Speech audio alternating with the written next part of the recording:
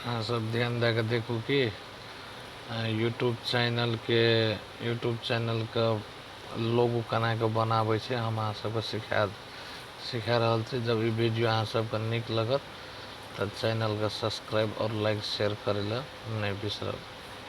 चलू तो हम स्टार्ट कर छी। अहाँ देखो पे पीसी स्टार पहले प्रो सॉफ्टवेयर डाउनलोड करब प्ले स्टोर में जाके। अब ओकरा ओपन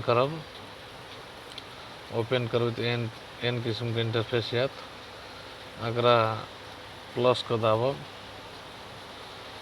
प्लस को दाब के अहाँके तो एन किस्म के इंटरफेस हेतै।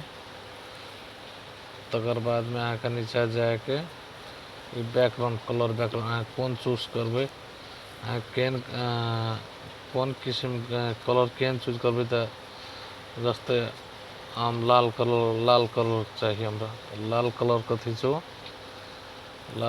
खींचबै अहाँके लाल कलर के बैकग्राउंड लग जेतै। आप पहले कोनो भी चैनल के छै तो चैनल जाके आप कोन चैनल के जे नाम छै तो वो नाम पहले लिखो। जना हमार चैनल छै अपन खुशबू यूट्यूब चैनल, तो पहले शुरू ए खुशबू प्लस के दूटा के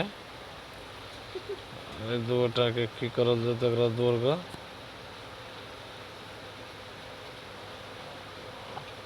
दूटा के सटा दियो। सट गेलै तो एकरा पछाड़ी करो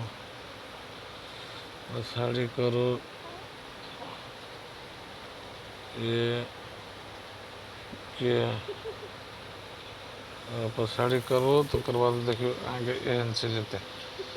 अगर बाद अगर कने हल्का ऊपर तान के अगर कलर केहन देवे, कलर पर दाबो। तकर बाद में आगे कलर केहन चाहिए, जे कलर आगे मन पड़े से कलर दियो, नहीं कोनो बात छै।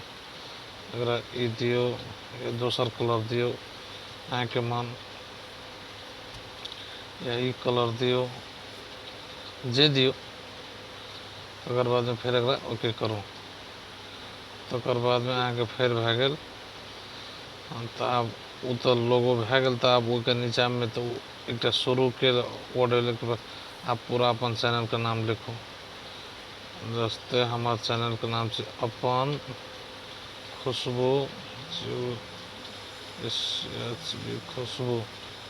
अपन खुशबू यूट्यूब चैनल हमारे चैनल का नाम से हम लिख दीजिए। तो हम सब लिख दिया। तकर बाद वही अक्षर से कने छोट होना चाहिए कि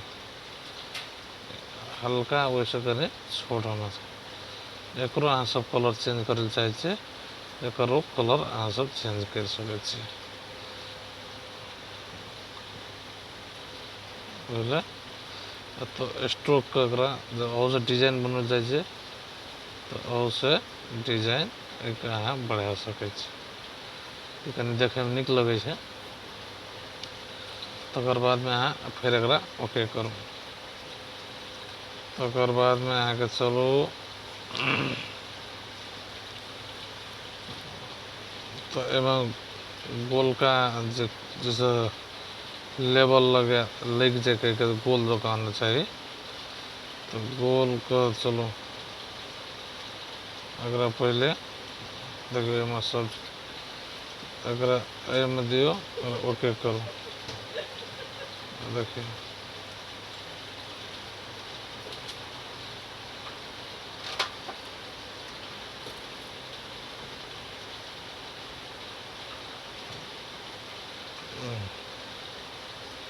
अगर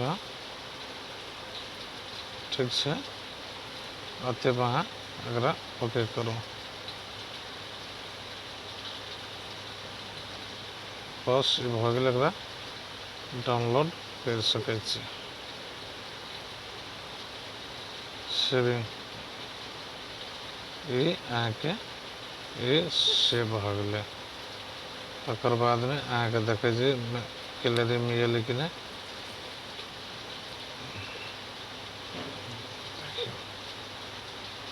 चलिए लिए अपन गैलरी में। ताहि दुआरे एहने सब अहाँ सब बनबै चाहै छियै तऽ वीडियो लाइक शेयर कमेंट कर दियो।